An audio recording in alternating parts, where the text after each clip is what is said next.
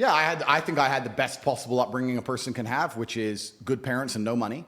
I didn't get famous or rich young, which I also thank the Lord for. I think a lot of these people who get famous online quite early, I think they miss out a lot of life. It's not real life. It's not real life. It's not real life. No, I had real jobs and I did real things and I was really broke and I was really on the bus and really trying to pay rent and doing real stuff for a long time. I wrote a line in here, and I think you could relate to it. A poor man is broke. A rich man is broken. So if you're broke, you could figure out a way to be rich. But if you were given everything and you don't know how to manage this life, you're broken and you don't feel like you've earned anything. I've met more depressed rich men than I've met depressed broke men. It's amazing you say that because there's two answers to that. My first one is, I love that you say that because I always say, I'm not rich. I'm a poor man with a lot of money. I always used to say that. And I don't want to brag or anything, but just because I get asked this question a lot. I've been extremely successful. I have hundreds of millions of dollars. In fact, I think our last valuation across everything we own we're almost at B now. So we're doing very, very, yeah. I'm a billionaire. Top G's a billionaire. So we're doing extremely well.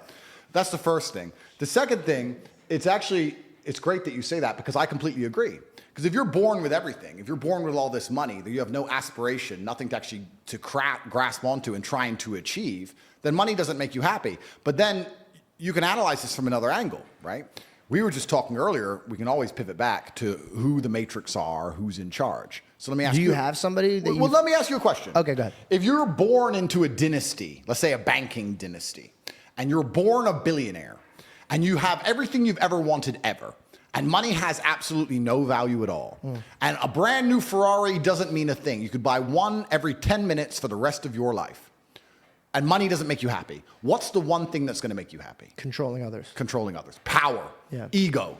So then you sit there and start looking at things. Because games become real. Absolutely. Yeah. So now you're like, okay, well, money doesn't satisfy me. What makes me feel important? Especially if you're going to add in. Let's add in another angle to it. Let's imagine you falsely believe, because it is falsely, that you're somehow genetically better than others. You're from this lineage. You're better than the other people. And the other people, the serfs and peasants, are struggling for money, and you have unlimited money because you're so smart, and your family's always been so smart. You'll have haughty eyes. Yeah.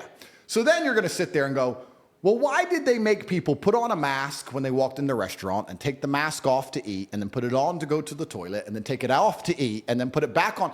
Because I have I'll tell you why, because it's funny.